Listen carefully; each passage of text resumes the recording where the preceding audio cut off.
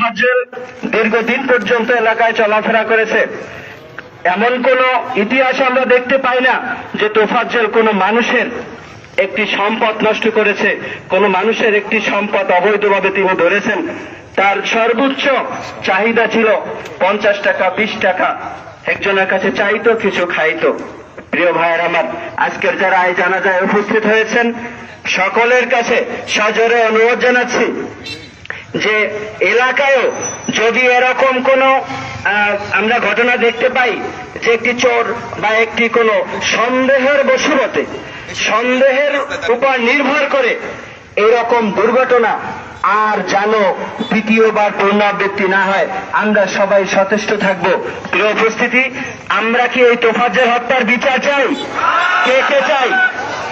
তো আমরা যদি তোফাজ্জল হত্যার বিচার চাই, আমরা যদি বিচার চেয়েই থাকি, তাহলে আমি আপনাদেরকে জোর অনুরোধ জানাবো যে এই জানাজা শেষে আমরা চরদানি বাজারে স্থানে, হোন্ডা স্থানে আমরা একটি মানববন্ধনের আয়োজন করেছি। আমি আশা করব চরদানি সকল মানুষের পক্ষ থেকে আপনাদেরকে অনুরোধ জানাবো যে প্রত্যেকটা মানুষ এই মানববন্ধনে আজকের অংশগ্রহণ করবেন তো ইনশাআল্লাহ। আমরা জানাজা শেষেই দাফন কাজে যারা যাবে তারা ব্যতীত সকল মানুষ আমরা হোন্ডা স্থানে চলে যাব। এখানে যারা আলোচনা করতে পারেন নাই, আপনাদেরকে সেখানে আলোচনা করার সুযোগ দেওয়া হবে। সবাই ভালো থাকবেন, ধন্যবাদ। আসসালামু আলাইকুম ওয়া রাহমাতুল্লাহ। সবাই লাইনে যান। আলহামদুলিল্লাহ ওয়া কাফা ওয়া সালামুন আলা ইবাদিহিল্লাযিনা ইসতাফা, আম্মা বাদ। আউযু বিল্লাহি মিনাশ শাইতানির রাজীম। বিসমিল্লাহির রহমানির রহিম। কুল্লু নাফসিন যায়িকাতুল মাউত। মাতারাম, আজকের এই বিশাল জানাজায় যারা একত্রিত হয়েছে, আল্লাহর কাছে দোয়া করি আল্লাহ তাআলা এই জানাজাকে কবুল করেন, বলেন আমিন।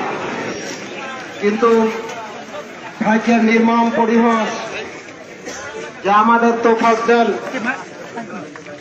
তার উপর এরকম নির্যাতন হবে, নির্যাতিত হবে। তোফাজ্জল কখনো কখনো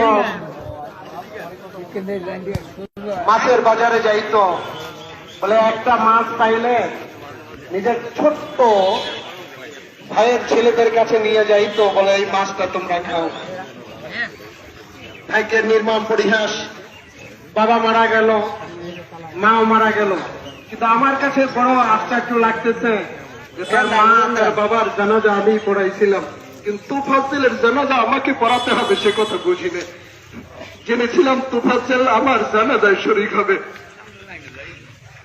কিন্তু যেখানে মানুষ গড়ার কারিগর, আমার বড় ভাইও ঢাকা ইউনিভার্সিটিতে পড়েছিল, অনেক গিয়েছি ঢাকা ইউনিভার্সিটিতে, কিন্তু নিজের কাছে এখন খুব গেছিলাম এইটাই বড় দুর্বিষহ লাগতেছে যে একটা ছেলেকে কিভাবে নির্যাতন করলে পায়ের হস্ত খসে পড়তে পারে, কিভাবে রক্তাক্ত হতে পারে। আমার মনে পড়ে যেটা তোরা শিক্ষিত হয়েছে কিন্তু মানুষ হও নাই। জানুয়ারি রয়ে গেলে আমাদের সোহাগ বা শাসক বলেছেন, বলে ঢাকা ইউনিভার্সিটি কিন্তু রাজনীতি তৈরি হয়, এই যদি হয় রাজনীতির তো শেষ পরিণত আয়নাগারই হবে। এজন্য ভাই ও দোস্ত বুজুর্গ, আমি আজকের এক বন্ধু আমার রিয়াজ ঢাকার থেকে ফোন করছেন যে ভাই তোমার এসএসএস পেয়েছি, এই তোফাজ্জল তোমার গ্রামে? আমি বলতেছিলাম ভাই আমার গ্রামের না, আমার কাছের। আমার মনে আছে ওর বাবা একসময় দূরে চলে গেছিল, ওরা দুর্বিষহ জীবন যাপন করতো, আমাদের বাড়ি বারবার যাইতো, কিন্তু সেই থেকে তোফাজ্জলের জীবনে মনে হয় আর শান্তি হইল না। বলে আমার রিয়াজ বলতেছিল যে ভাই সারা বাংলাদেশের যে চোখের পানি, এই পানিতে হয়তো তোফাজ্জলের জিন্দেগি আল্লাহ তাআলা অনেক বড় করে দিবেন, তোফাজ্জলকে শহীদি মওত আল্লাহ তাআলা দান করবেন। এজন্য সবাই বলেন আমিন। সব আল্লাহ তোফাজ্জল জীবনে শান্তি পায় নাই, কষ্টই পেয়েছে। ও আরশে আজিমের মালিক, তুমি তাকে জান্নাতের সর্বোচ্চ মাকাম দিয়ে আল্লাহ তাআলা জান্নাতুল ফিরদাউস নসিব করো, তাহলে আমাদের এই কষ্ট, আমাদের রক্তক্ষরণ, আমাদের চোখের পানি একটু হয়তো শান্তি পাবে। আখির দাওয়ানা আলহামদুলিল্লাহি রাব্বিল আলামিন।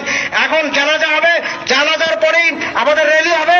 আল্লাহ তাআলা আমাদের জানাজার মধ্যে সকলকে অংশগ্রহণ করার তৌফিক দান করুক। আমাদের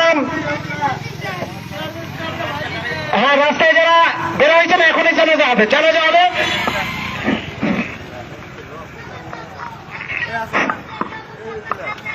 ফরজে ভাইয়া জানাজার নামাজ 4 তাকবীরের সাথে আদায় করতেছে। আল্লাহু আকবার। লাইভ ভাই জানাজার পরে হবে ইনশাআল্লাহ।